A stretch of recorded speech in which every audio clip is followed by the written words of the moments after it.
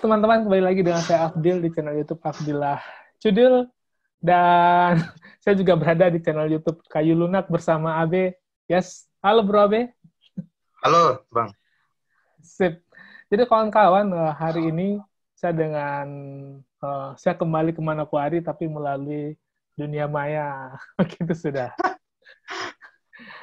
Jadi video ini kita rekam melalui aplikasi Zoom. Kita meeting. Tadi kita mau ngajak teman-teman yang lain ya, Bro ya. Tapi kayaknya mungkin masih ada kesibukan lah. Mudah-mudahan nanti ada yang muncul, gabung. Dan video ini kita rekam, kemudian akan diupload di channel YouTube Afdillah Cudil dan juga nanti di channel YouTube Kayu Lunak. Kita akan ngobrol banyak soal perkembangan situasi Manokwari di bawah COVID-19 ya, di bawah COVID-19. Siap. Apa sih yang terjadi di sana? Saya penasaran sebenarnya gitu. Dan sekarang saya ingin ajak teman-teman semua untuk nonton video ini dan kita dengar cerita Bro Abe tentang bagaimana kondisi Papua kalau ada dapat gambar umumnya khususnya Manokwari. Oke, atau Bro Abe mau sapa ininya dulu, penontonnya juga. Sip. Ya pokoknya untuk penonton Kayu Lunak dan penonton Afdillah Cudil yang menonton saat ini ya. Jadi pokoknya di saat ini saya pengen bercerita tentang situasi COVID-19 yang ada di Papua Barat, Bang ya. Nah, jadi seperti yang mungkin kita lihat yang telah terjadi di Jakarta, yang telah diberlakukan PSBB, ya kan? Nah, di Jakarta telah diberlakukan PSBB dan mungkin diperpanjang sampai 6 Mei kalau nggak salah sekarang. Nah, di Papua Barat itu sudah diajukan, tapi di Manokwari tidak. Manokwari mereka tidak mengajukan. Di Papua Barat ada dua kabupaten, yaitu Kota Sorong dengan Kabupaten Fakfak.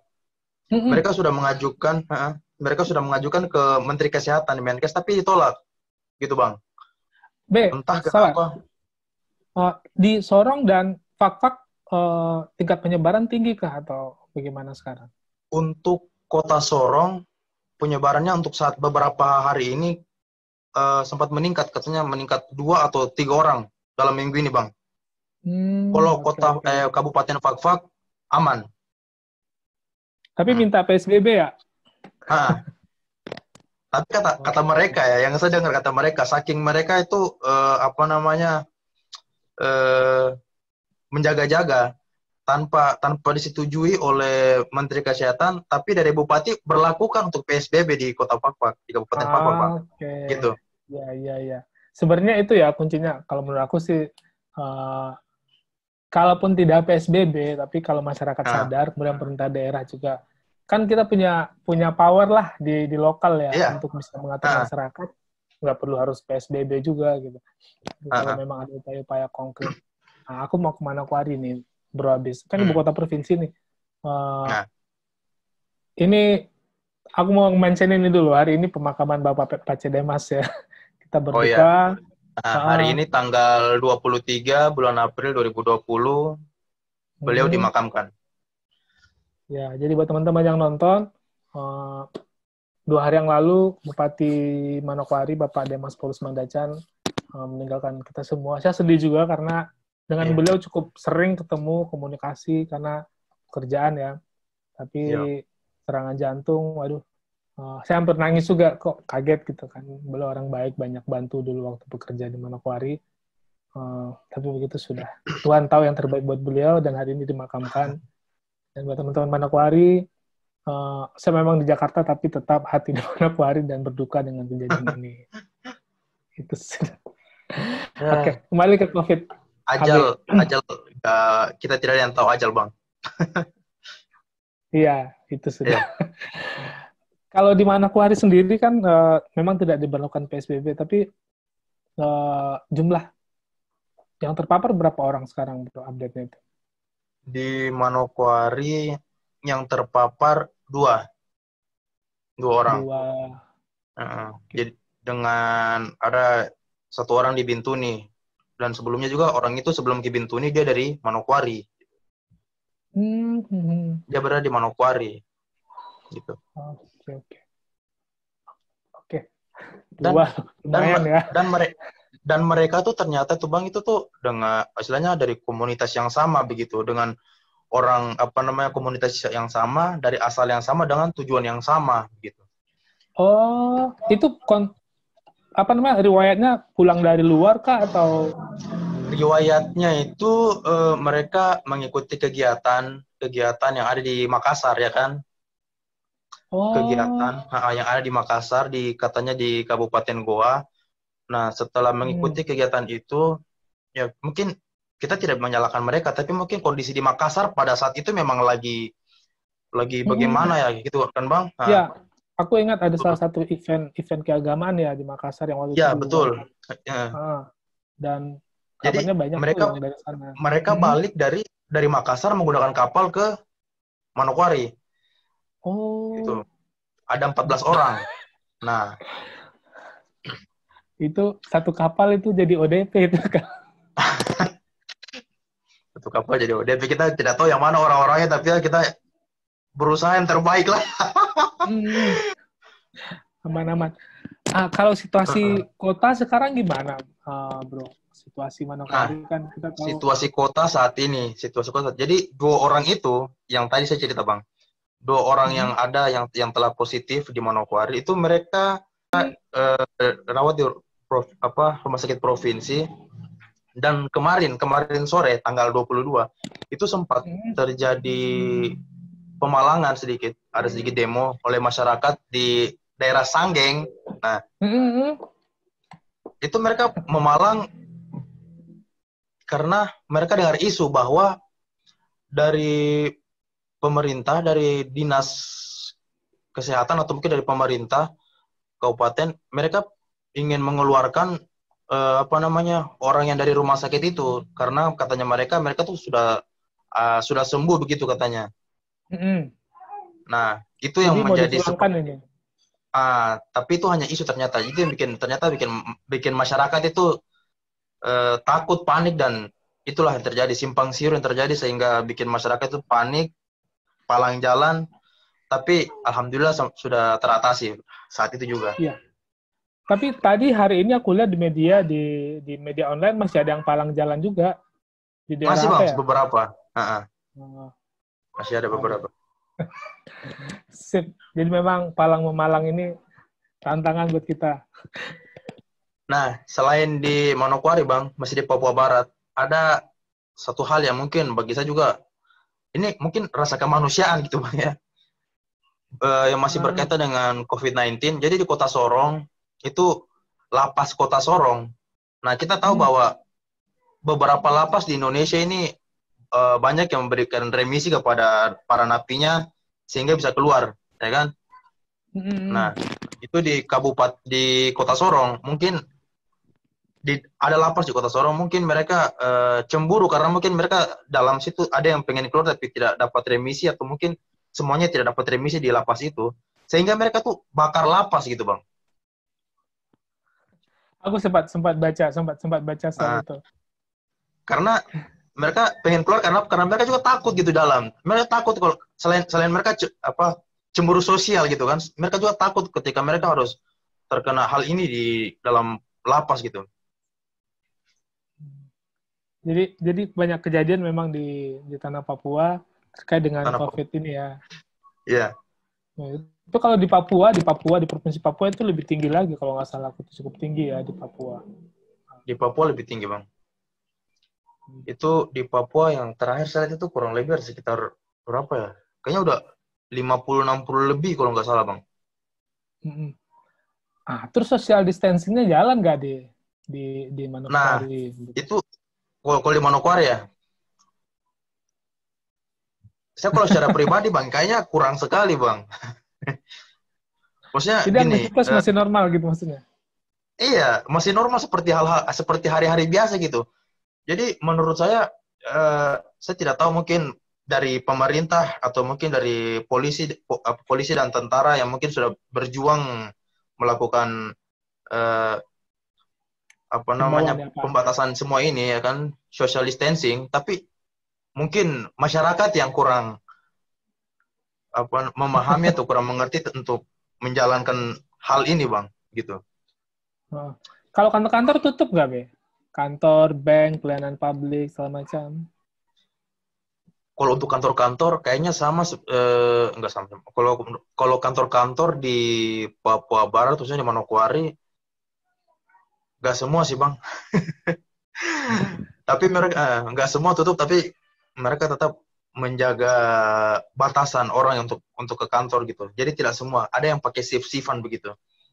Jadi sambil menjaga jarak, social distancing, jadi mereka yang masuk kantor ini mungkin hanya beberapa orang gitu. Shift-shiftan hari ini berapa orang, besok beda-beda gitu. Iya, iya. Hampir sama sih di sini juga gitu. Kalau keluar jalanan rame banget tuh. Kayak nggak ada ini Cuma aja. cuma saya tuh kadang penasaran, banyak orang bilang itu Jakarta tuh sepi gitu kan. Jakarta tuh udah sepi karena gini. Tapi terkadang ada saja sosmed yang muncul di video-video yang muncul di sosmed itu kalau macam Jakarta ternyata masih rame gitu, Bang. Masih, Be. Jadi kalau ngomong soal Jakarta memang gimana ya? Aku udah beberapa kali sempat ke Jakarta, tapi sebelum pemberlakuan PSBB ya, itu tetap aja aktivitas berkurang jauh memang. Jalanan sepi. Kan aku sempat upload video ya, jalanan di Jakarta. Itu memang berkurang cukup signifikan. Bahkan langit Jakarta juga sudah sangat cerah. Jarang-jarang kita lihat Jakarta, lihat langit biru, biasanya abu-abu kan. Itu saya lihat kayaknya kemarin awan Jakarta sempat biru gitu Bang ya. Iya, itu nggak pernah terjadi selama ini gitu kan. Itu terjadi. Berarti sebuah momen mahal kalau gitu. Iya, bumi seperti sedang memperlihatkan. Begitulah. Tapi di sekitar rumahku di Pamulang juga aktivitas normal, cuman kesadaran orang untuk keluar selalu pakai masker, orang jualan pakai masker itu sudah nampak gitu. Kalau tempat aku sih Kota Tangsel udah PSBB, kita udah berlakukan. Jadi ada posko-posko sih di beberapa tempat di lingkungan-lingkungan. Bahkan ada RT-RT juga yang jalan masuknya di palang kan. PSBB dibatasi gitu-gitu. Karena memang di Tangerang Selatan cukup tinggi ya, cukup tinggi. Nah, tapi ya tetap ada saudara-saudara kita yang nggak keluar rumah gitu kan. Mereka harus tuntutan pekerjaan, profesi segala macam. Jadi efeknya ya agak sedih lah gitu. Tapi di Manokwari ya mudah-mudahan, aku takutnya gini, jangan sampai udah banyak baru kita sadar gitu. Habis itu kita misal sendiri kan. Saya potong Bang ya. Saya sempat berpikiran begini Bang. Kalau di Manokwari,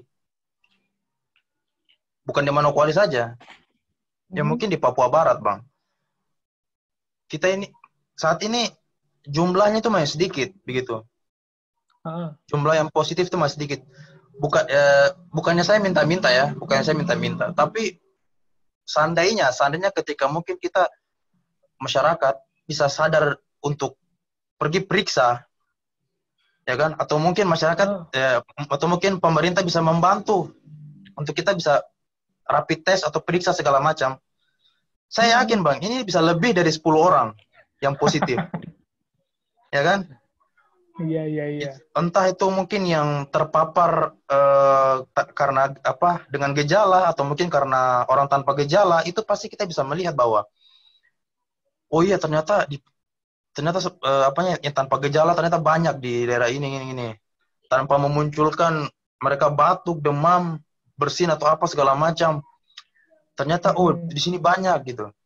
Makanya saya pengen mungkin saya pengen tuh pemerintah bisa lebih peka begitu, bisa lebih memperhatikan masyarakatnya bahwa jangan tunggu dulu ada yang batuk-batuk gitu, baru kita, karena orang kalau sudah batuk dan sudah sesak, kata orang-orang di kedokteran, mereka mengatakan dalam hal COVID-19, ketika orang sudah sesak, itu berarti dia sudah pada apa istilahnya sudah lumayan sudah parah gitu Bang.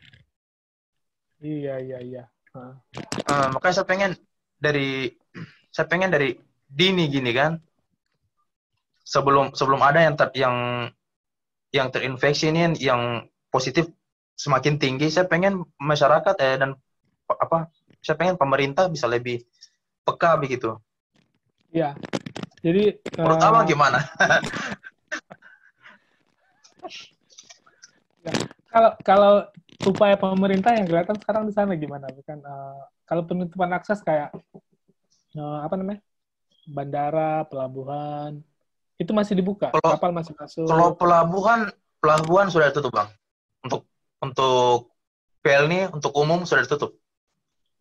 Jadi sudah positif tuh. Semua orang Lebaran di Manokwari nggak keluar ya. Sudah di-cut semua. Kalau pesawat apa? Bandara? Bandara bandara nggak di lockdown, nggak ditutup. Tapi Nggak ada. ya seperti abang tahu. Jadi sekarang itu kalau mau berangkat harus lengkap. Ada surat kesehatan, ada surat izin dari, pokoknya harus dilengkapi berkas-berkasnya dulu baru kita bisa berangkat. Oke. Bagus lah ya. Jadi, tapi kan ini juga yang kayak dibilang tadi, orang bisa saja dia mengidap virus, tapi fisiknya bagus gitu kan. Kan ini yang bahaya nih, orang tidak terlihat. Nah itu dia Kayak bang. HIV, aku ngebayangin tuh kayak HIV gitu. Dia kuat, bagus kan. Kan katanya kalau kita sehat-sehat, Kalau HIV kelihatan sehat imun tapi hancur di dalam gitu. imun bagus, mungkin COVID-nya hidup di diri kita, cuma kita nggak terpengaruh gitu. Tapi kita bisa menularkan. Nah, kan ini yang menjadi catatan nih. Salah satu hal yang paling saya takuti ya kayak begitu bang.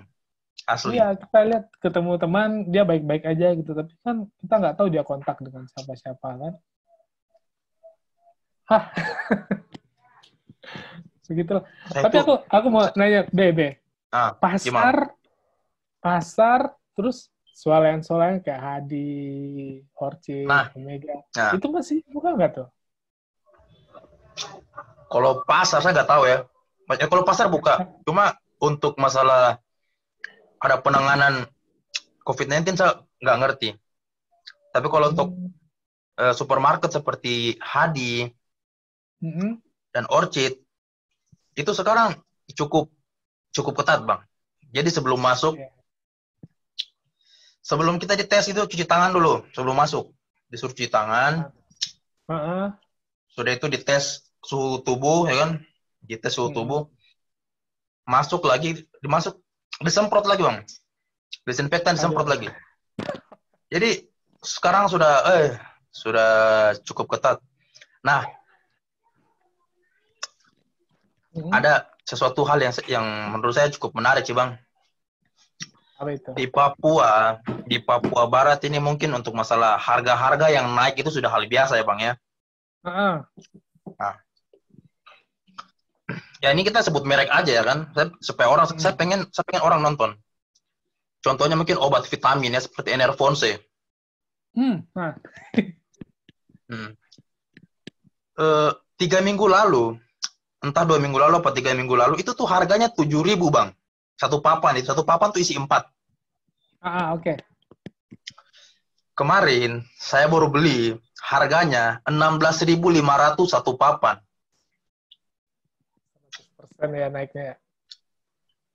Saya tidak tahu ini faktor memang karena transportasi logistik yang membawa barang ini setengah mati, atau mungkin karena gitulah. Jadi ya, bagi saya, itu tadi, tiba-tiba barang langka orang beli, permintaan tinggi kan, hukum pasar berlaku gitu. Hukum pasar berlaku. Nah, kita bukan menyalahkan. Nah, kita bukan menyalahkan mereka yang sedang bermain gitu kan. Cuma ya, semoga orang-orang yang mengerti dengan kondisi kayak begini